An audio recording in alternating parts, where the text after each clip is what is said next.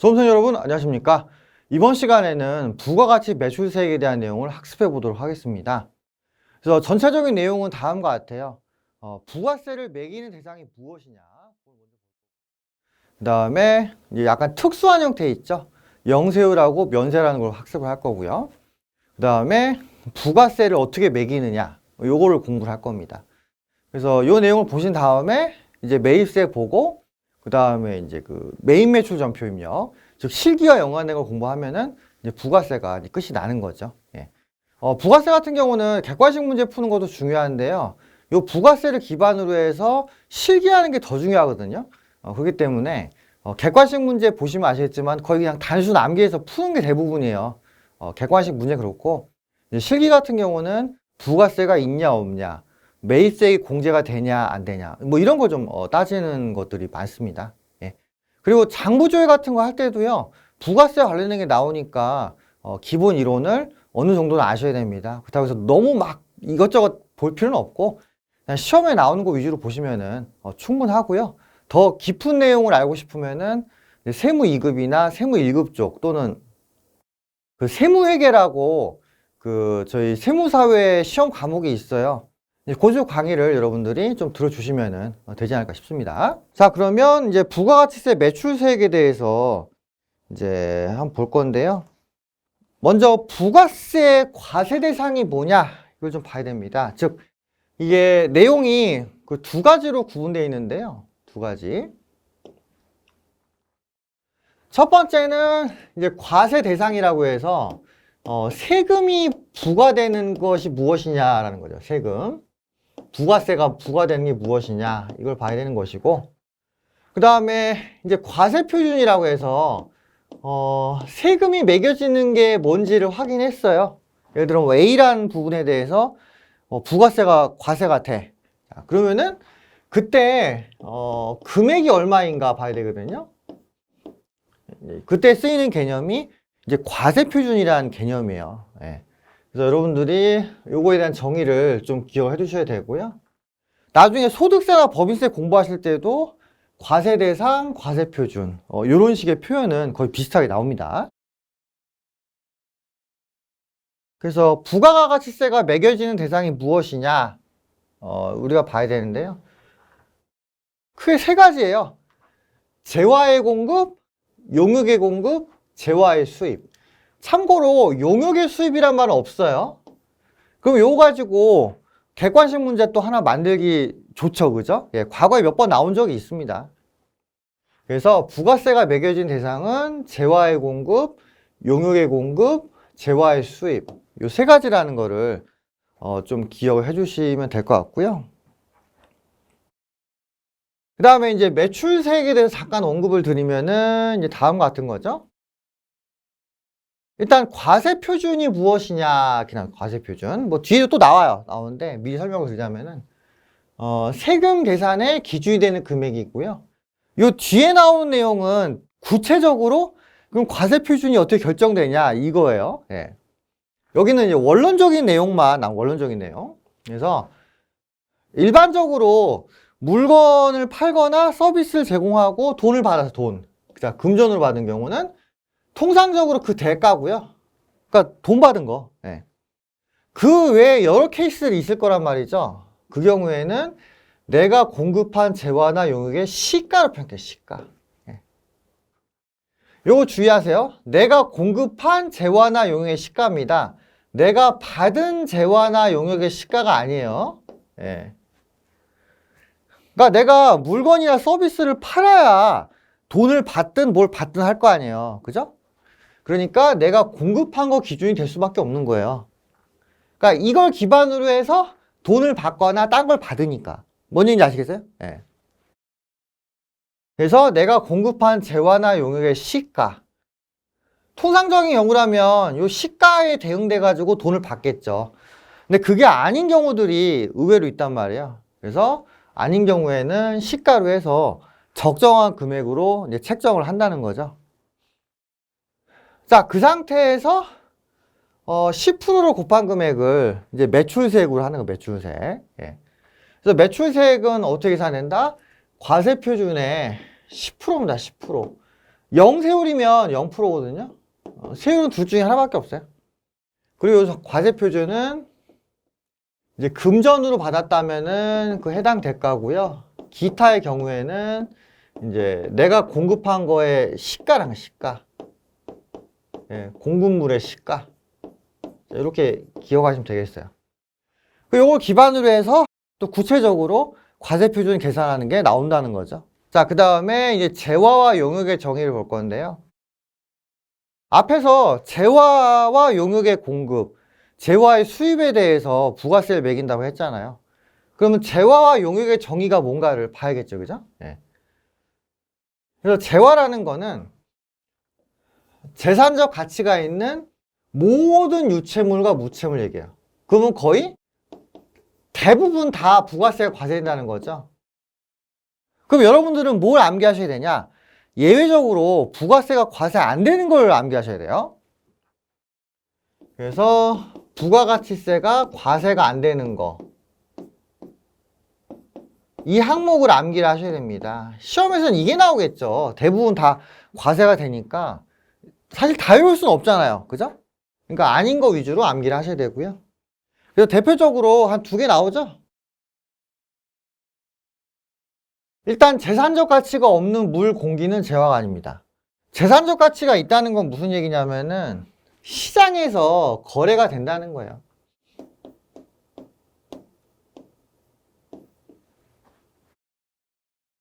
재산적 가치가 없다는 거는 시장에서 거래가 안 된다는 거죠. 예를 들어서 우리가 지금 숨 쉬고 있는 공기 있잖아요. 우리가 이제 소비하는 공기.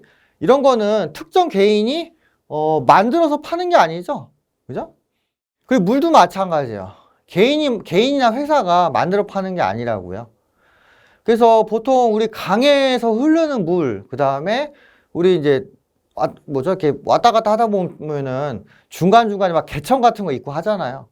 그럼 개천의 물 같은 경우는 누가 만들어서 파는 게 아니기 때문에 얘네들은 부가세 과세 대상이 아닙니다. 다만 여러분들 생수 아니 생수. 예, 생수 같은 경우는 특정 기업이 이 생수를 만들어서 파는 거기 때문에 생수의 경우에는 부가세가 있다. 이렇게 좀 이해를 해주시면 될 것 같고요. 그 다음에 유가증권이라든가 통화대형 증권 있죠? 이거는 소비의 대상이 아니에요. 이건 교환의 대상이지. 그죠? 자, 돈을 왜 갖고 있어요? 돈. 그 돈 이렇게 씹어먹으려고 갖고 있어? 아니죠. 그 돈을 가지고 다른 물품과 서비스랑 교환하려고 갖고 있는 거잖아요. 주식이나 채권, 어음수표도 마찬가지죠. 그걸 가지고 있다가 다른 거랑 교환하기 위해서 보유하고 있는 거죠. 예.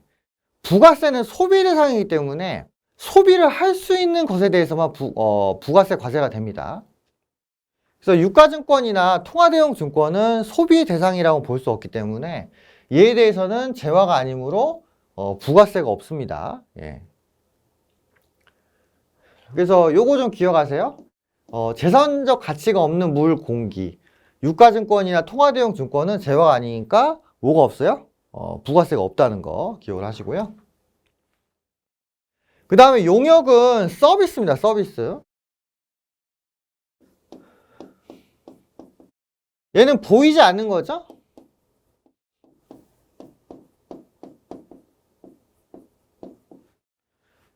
그래서 여러 가지 사업에 해당하는 모든 영무를 용역이라고 하는데요. 건설이나 음식점도 서비스업에 포함이 됩니다. 근데 얘네들은 보이는 걸 팔잖아요. 그죠? 아파트를 팔고 음식을 팔고. 아파트를 만들거나 음식을 만드는 노하우가 중요한 거지 그 재료가 중요한 건 아니란 얘기입니다. 예. 그래서 건설이나 음식점의 경우는 용역의 제공 쪽에 속한다. 이렇게 이해를 하시면 되겠고요. 이렇게 해서 일단 재화 용역의 정의에 대해 설명을 드렸고, 그 다음에 요 매출세액 계산할 때 중요한 포인트가 2개 있거든요. 요걸 좀 기억을 하셔야 됩니다. 자, 첫 번째. 무엇이 재화 용역의 공급, 재화의 수입인가? 이걸 알아야 되고요. 그 다음에 과표가 얼마고, 그다음에 공급 시기는 얼마인가. 이게 시기도 중요합니다. 왜? 부가세는 보통 분기별로 끊어 계산하잖아요. 그럼 어느 분기에 부가세가 들어가느냐에 따라서 부가세 납부세액이 많을 수도 있고 적을 수도 있다고요. 예. 그래서 언제 공급을 했고 언제 샀는지가 중요합니다. 그리고 과세표준은 부가세가 얼마인지 계산할 때 쓰는 기준이니까 당연히 중요하고요. 예. 자, 이렇게 해서 일단 매출세액 부분에서 그 중요한 포인트들을 제가 이야기를 드렸어요. 그래서 뒤에 내용 보시면은 이 내용의 어떤 그 구체적인 것들이 이게 나온다는 거죠.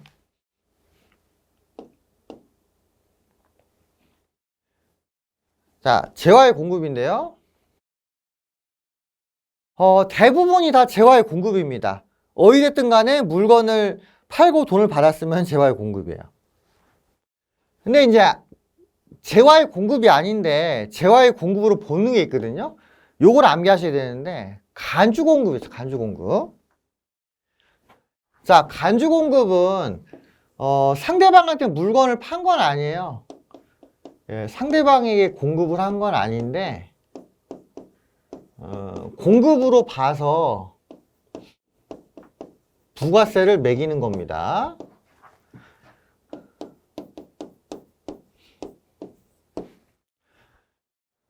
관련 분계는요, 보통 세무 2급이나 1급에 많이 나와요. 그래서 전산회계 1급에서는 간주공급의 정의 정도만 보시면 될 거고요.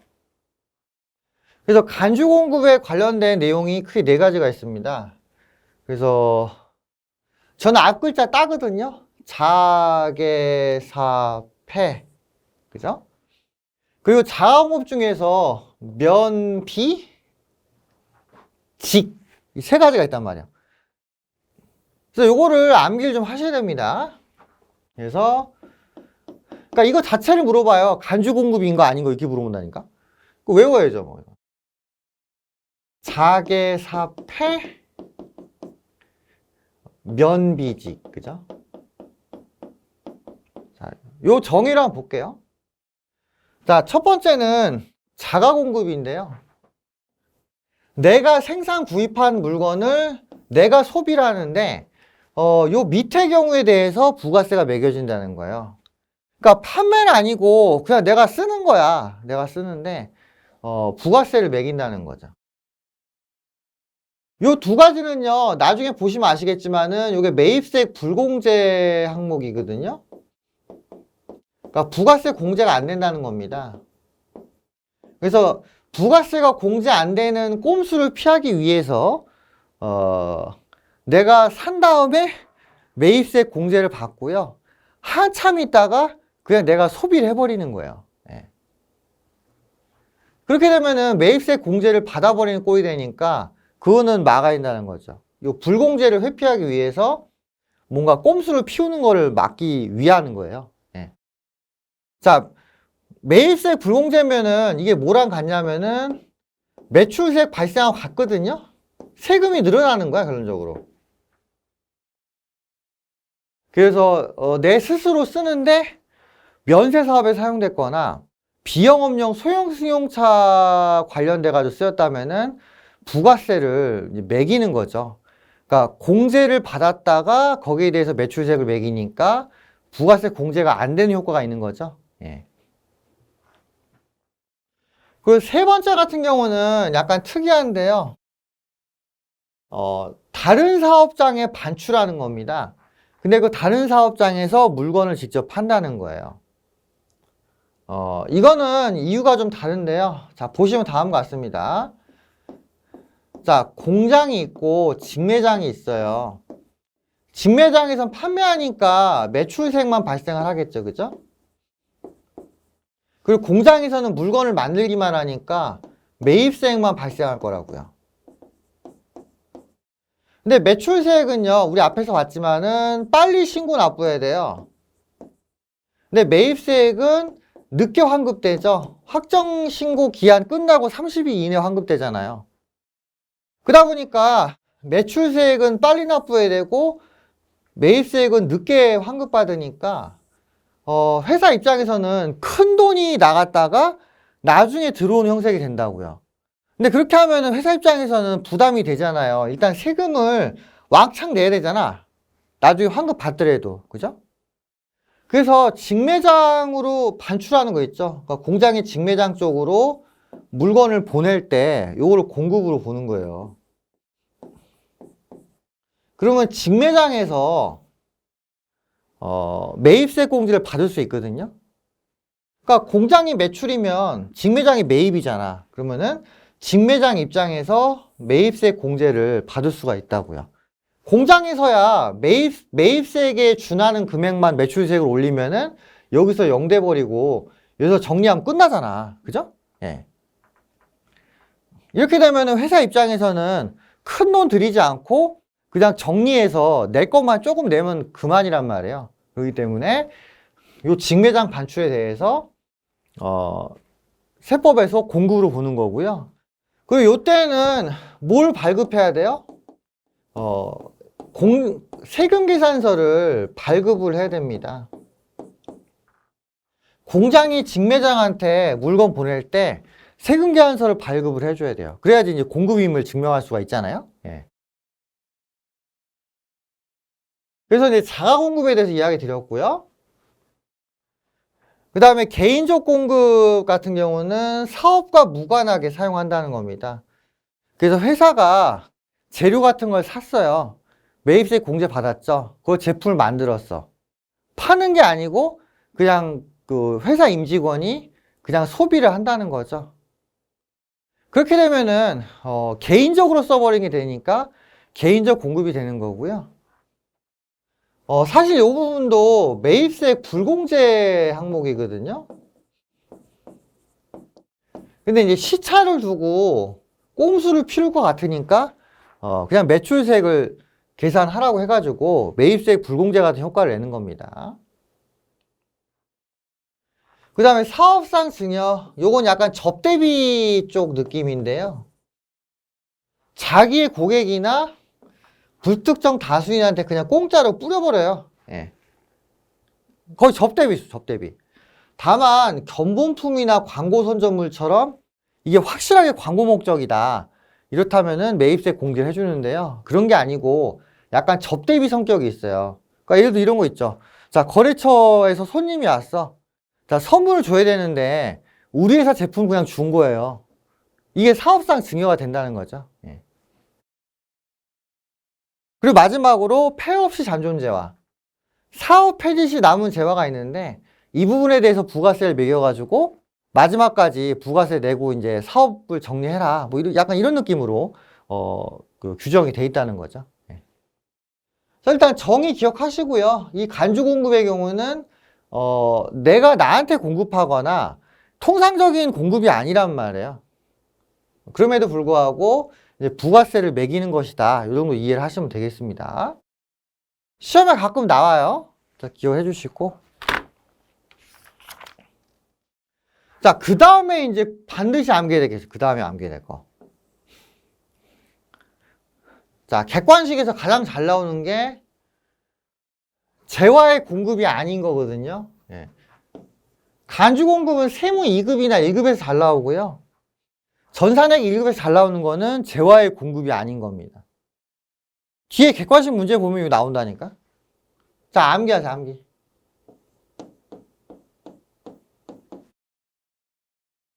자, 담보 제공. 이거는 회계상 거래가 아니죠.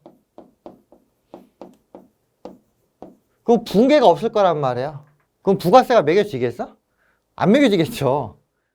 자, 사업의 양도. 자, 사업을 양도해야 되는데 부가세가 그럼 사업 매각 금액이 너무 커지죠?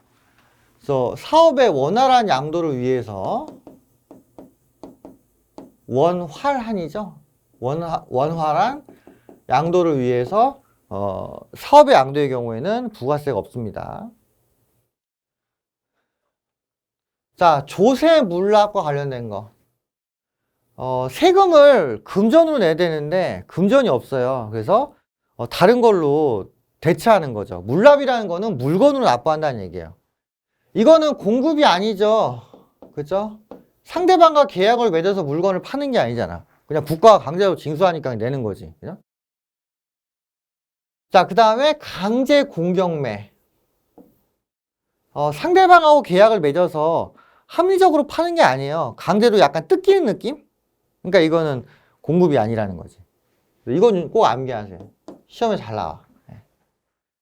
이 외에도 뭐 더 있는데 일단 전산회계 1급에 나오는 내용은 요거 요 정도니까 요거 좀 기억을 하세요. 예.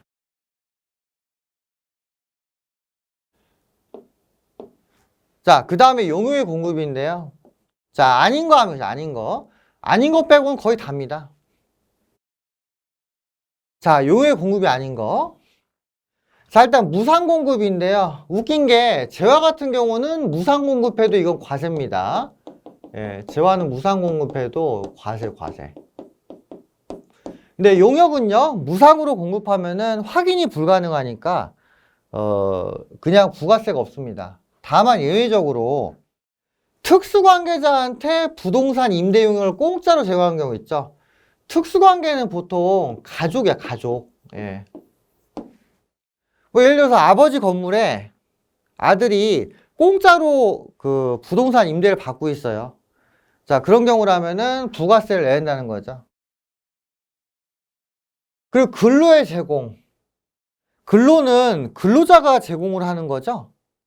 이런 경우에는 종속적인 위치에서 근로를 제공하는 거기 때문에 사업의 정의와는 맞지가 않습니다. 그래서 근로의 제공의 경우는 용역의 공급으로 보지 않아요. 예. 요거 두 개 암기하시고요. 그리고 용역은 간주 공급이 없다. 예. 재화는 간주 공급이 있거든요. 근데 용역은 없어요. 예. 그래서 일단 용역의 공급은요, 대부분이에요. 이제 서비스 제공된 건 대부분인데, 무상 공급이거나 근로의 제공은 아니라는 거고요. 다만 무상 공급이라고 해도 특수관계자한테 부동산 서비스를 공짜로 제공하면은 거기에 대한 부가세는 이제 물어야 한다는 거죠. 네. 이런 부분이 있고요. 그 다음에 재화의 수입이네요. 재화의 수입. 재화의 수입은 이제 정의가 우리나라에 도착한 물품을 우리나라에 들여놓는 것을 얘기를 합니다. 자, 이 문장이 끊기는 거예요. 네. 그래서 외국으로부터 우리나라에 도착한 물품을 우리나라에 들여놓는 행위를 수입이라고 하는데요. 수출 신고가 수리된 거를 다시 환입시킨 것도 수입이 됩니다. 왜? 수출 신고가 수리되면 수출품이거든요. 더 이상 이제 국내 게 아니라고. 근데 이제 수출하려고 보내려다가 아니야. 뭔가 잘못됐어. 다시 백 이렇게 할 수 있거든요. 자, 그런 경우에는 수입이 되는 거예요. 네. 왜냐하면 수출을 하기로 했기 때문에 수출을 원위치 시키면은 수입이 돼버리는 거죠. 네. 이런 부분도 있고요. 그리고 이제 보세구역이라고 있는데 보세구역은 관세 부과 유의한 장소입니다. 그래서 보세구역으로 들어오는 거는 수입이 아니에요. 그래서 외국에서 바로 우리나라 땅으로 오면은 수입이고요. 보세구역에서 통과해가지고 우리나라로 오면은 이것도 수입입니다. 다만 보세구역은 세금의 부과 유의한 장소예요. 왜 유예했냐? 보세구역에서 체크해가지고 우리나라에 들어올 만한 물건이 아니면은 보내버려야 되죠. 그래서 외국에서 보세구역으로 들어오는 이 부분은 수입이 아닙니다. 예. 가끔 시험에 나올 때가 있더라고요. 보세구역으로 들어와도 수입이다. 아니에요. 보세구역 말고 직접 우리나라 들어온 거 수입이고요. 그 다음에 보세구역에서 그 외에 우리나라 구역으로 들어오는 거, 이 두 가지가 수입이라는 거를 좀 기억해 주시기 바랍니다. 가끔 시험에서 수입에 관련된 회계 처리하라고 나오거든요. 예. 나중에 보시면 아시겠지만은 그때 이제 그 부가세 관련된 회계 처리를 해주시면 된다는 거죠. 자, 이렇게 해서 재화의 수입에 대해서 봤고요. 자, 그 다음에 그 재화 용역 공급의 특수한 케이스인 영세율과 면세율을 좀 보겠습니다. 자, 영세율은 뭐냐면요. 수출하는 거야, 수출. 즉, 우리나라에서 생산된 물품을 다른 나라에 파는 걸 얘기를 합니다. 그리고 그와 유사한 형태의 어떤 공급이 또 있을 수 있겠죠. 예, 이런 경우를 영세율이 적용된다 이렇게 이야기를 하는데, 영세율이 적용되면은 부가세율을 0%로 합니다. 매출세액이 0이라는 거죠. 근데 주의하실 게 과세 표준은 있어요. 과세 표준이 있고 여기다가 0%를 적용을 해야 돼요. 그렇기 때문에 영세율의 경우에는 세금이 0이라고 해도 부가가치세 신고를 해야 됩니다. 예, 신고를 해야 되고요.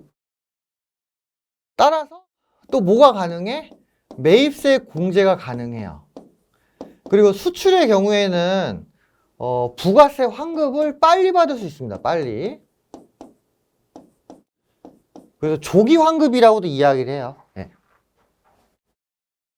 그러면은 어떤 경우에 영세율이 적용되는가 좀 구체적으로 봐야겠죠? 그 전에 왜 부가가치세율을 영해세율로 하는가? 수출하는 경우에 왜 세율을 0으로 하는가? 그걸 봐야 되는데, 일단 그 소비지구 과세원칙이라는 게 있습니다. 즉 소비하는 국가에서 부가세를 매겨라 뭐 이런 건데요. 부가세는 소비에 대한 그 세금이라 했잖아요. 그럼 여기다가 이제 지역을 붙이면 어떻게 돼요? 소비하는 지역에서 세금을 매겨라 이렇게 되는 거죠.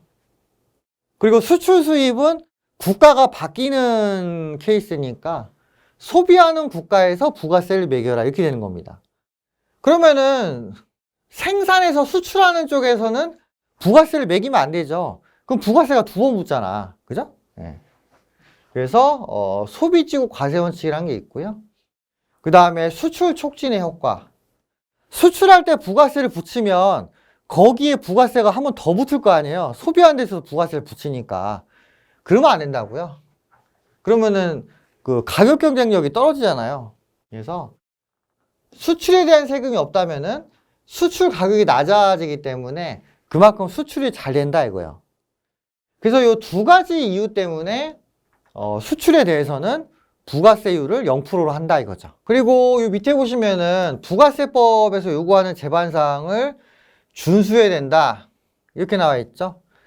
부가세가 0이라는 거지 신고는 다 해야 됩니다. 그리고 매입세 공제도 받게 돼요. 신고를 하게 되면은. 예. 그러니까 뭔가 그 수출을 좀 장려하는 정책? 뭐 이렇게 이해하시면 좀 편하죠. 예. 자, 그리고 이제 수출하는 과정을 간략히 제가 좀 설명을 드릴 건데요.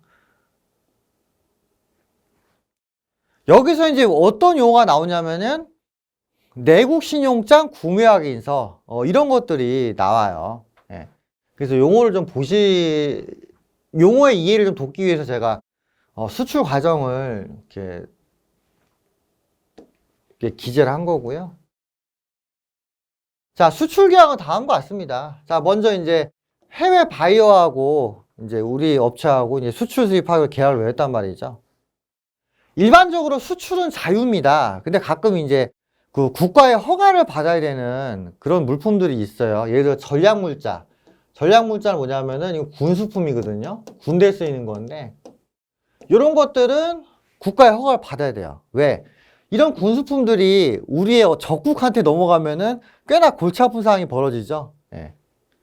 근데 일반적으로는 승인을 제외하고는 다 자율적으로 수출, 자율적으로. 자, 그래서 수출 계약을 맺었어요. 그리고 이제 뭐 여차저차 해가지고 이제 수출품을 만드는데 회사 입장에서 돈이 없잖아요. 재료 같은 거 사고 인건비 지출해야 되는데 돈이 없어. 그럼 어떻게 하냐? 수출하기로 약정 맺은 수출하기로 약정을 맺은 부분이 있죠. 이거에 대한 서류를 만들어 가지고 은행에 제출합니다. 그래서 은행한테 얘기하는 거죠. 우리 회사가 저 해외 업체한테 수출하기로 계약을 맺었고 이게 증명이 되는데 우리 회사가 돈이 없다. 그래서 은행에서 돈 대출해 주면은 그 돈 가지고 물건 만들어서 수출하고 수출 대금에서 갚을게 이렇게 나오는 겁니다. 뭔 얘기인지 아시겠죠? 예. 그러니까 수출할 거를 담보로 해가지고 은행 대출을 받는 거예요. 그리고 나서 이제 물건 팔아가지고 매출 올린 다음에 대출 갚고 나머지를 이제 우리 회사가 가져가는 거죠. 그때 사용되는 서류가 뭐냐면은 신용장이라는 거예요, 신용장. 그리고 국내 거래 단계에서도 신용장이 사용이 될 수가 있다는 겁니다. 그래서 국내 단계에서 신용장이 만들어지면은 내국 신용장이라고, 내국 신용장. 영어로는 로컬 LC라고 해요, 로컬 LC. 그리고 이제 구매 확인서라는 걸 통해서도 우리 회사가 수출을 할 것이라는 걸 증명할 수 있거든요. 예. 그 뒤에 보면은 이제 수출 관련된 용어가 나오죠. 예. 그래서 대출을 받습니다. 그죠? 그러고 나서 대출받은 돈으로 물건을 만들어서 이제 수출을 하는 거고요. 그럼 수출 시기가 언제가 돼요? 재화의 선적일이 됩니다. 예. 그리고 나서 대금을 회수를 할 거 아니에요. 그러면은 수출 대금 중 일부는 차입하는 금액 갚고요. 나머지는 내가 먹는 거죠. 회사 이익이 되는 거고. 그 다음에 관세나 부가세는 나중에 환급을 받는 거예요. 근데 관세는 뭐 저희 영역은 아니고, 이제 부가가치세는 이제 환급이 된다는 거죠. 예.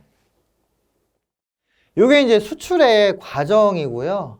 혹시나 수출 수입 쪽에 관련이 있으면은 이런 류의 서적들도 많으니까 한번 보시면 좀 도움이 될 겁니다. 그래서 제가 일단 수출에 대한 내용 설명드렸고요. 내국 신용장 구매 확인서 이런 표현이 있었죠. 그거에 대해서 좀 보시면 되는 거고요. 문제에서 나오거든요. 내국 신용장을 통해서 수출했다. 뭐 구매 확인서를 통해 수출했다. 그렇게 나오죠.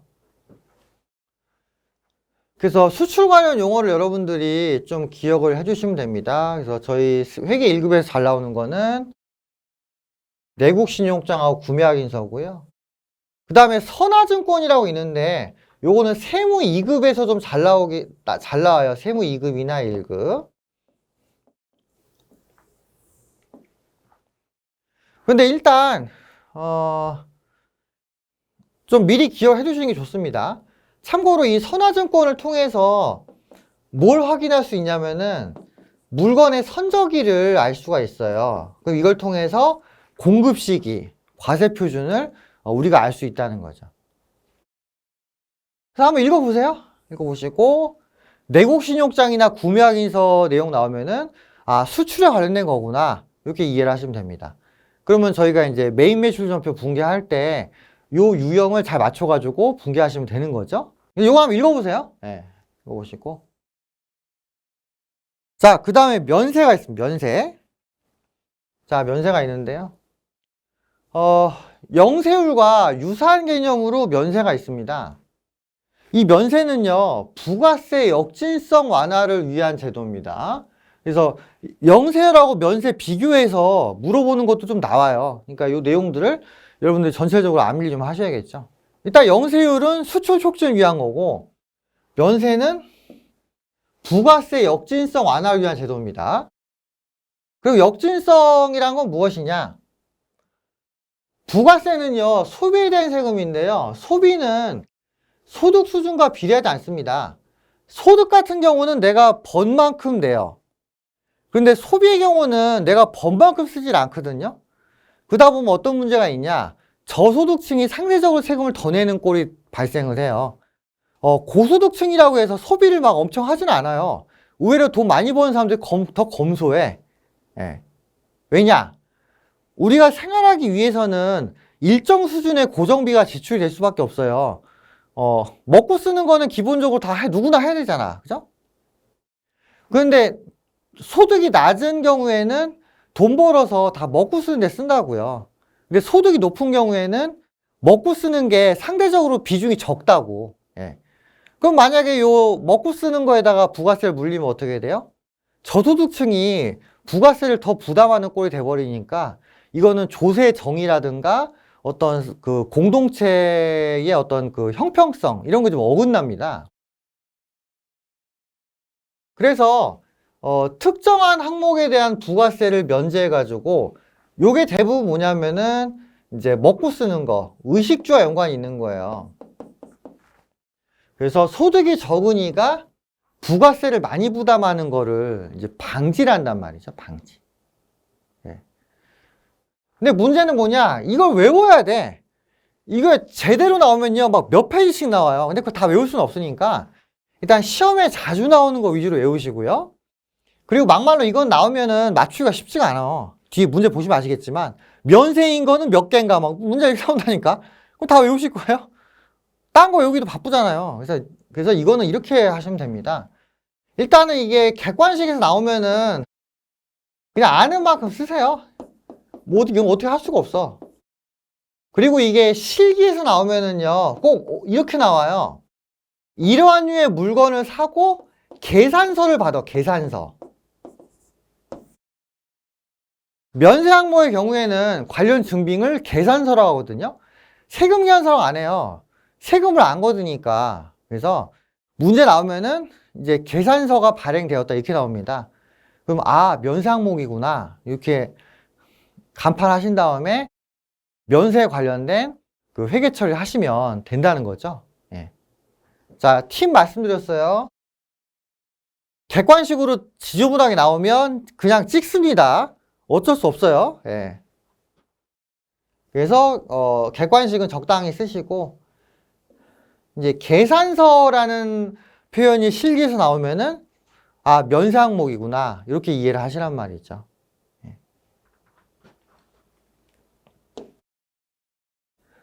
자, 이건 외우시면 됩니다. 외우세요. 제가 뭐 왜 이렇게 됐는지까지 설명을 드리고 싶은데 그것도 너무 시간이 많이 가. 그래서 외우세요. 외워. 예. 이제 일반적으로 생필품하고 연관이 있다. 이렇게 이해를 하시면 되겠습니다. 생필품. 그래서 예를 들어 식용, 농축수, 임산물은 무조건 면세입니다. 먹고 살아야 될 거 아니에요. 그죠? 먹고 살아야 되니까 어쩔 수 없어. 그래서 식용으로 쓰이는 거는 몽땅 면세.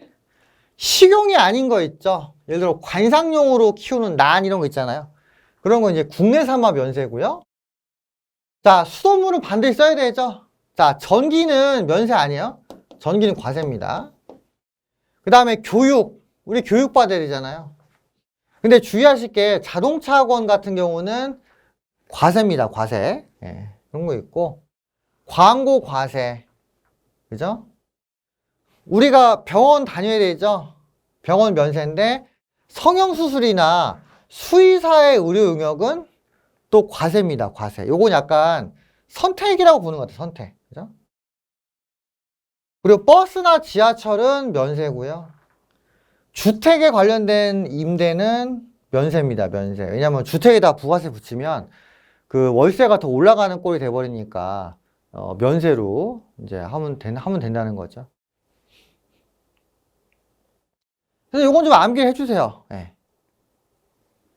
그리고 관련 증빙은 뭐다? 계산서.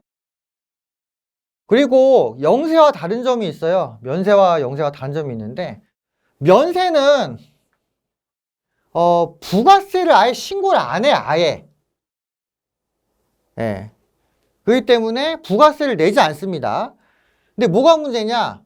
매입세 공제가 안 돼요. 또 안 된다고. 신고를 안 하니까. 그죠? 그리고 관련 증빙은 뭐다? 계산서입니다. 계산서. 예. 용어 차이가 있으니까 좀 주의를 해주시기 바라요. 아시겠죠? 예. 자, 이렇게 해서 부가세, 매출세에 관련된 부분을 좀 봤고요. 객관식 문제는 그냥 여러분들이 푸시면 돼요. 단순 암기니까. 그래서 여기까지 하고요. 이제 다음 시간에는 세금을 어떻게 계산하냐 보겠습니다. 우리가 지금까지 본 거는 부가세를 매기는 대상이 뭐냐를 봤단 말이에요. 뭐냐. 그럼 그 다음에는 뭐예요? 그럼 부가세가 얼마가 되냐? 이걸 봐야겠죠? 예. 그래서 여기 3장 같은 경우는 좀 나눠서 수업을 할 테니까 관련 내용을 잘 숙지를 하시면 되겠습니다. 예. 그 여기까지 하고 마치겠습니다. 수고하셨습니다.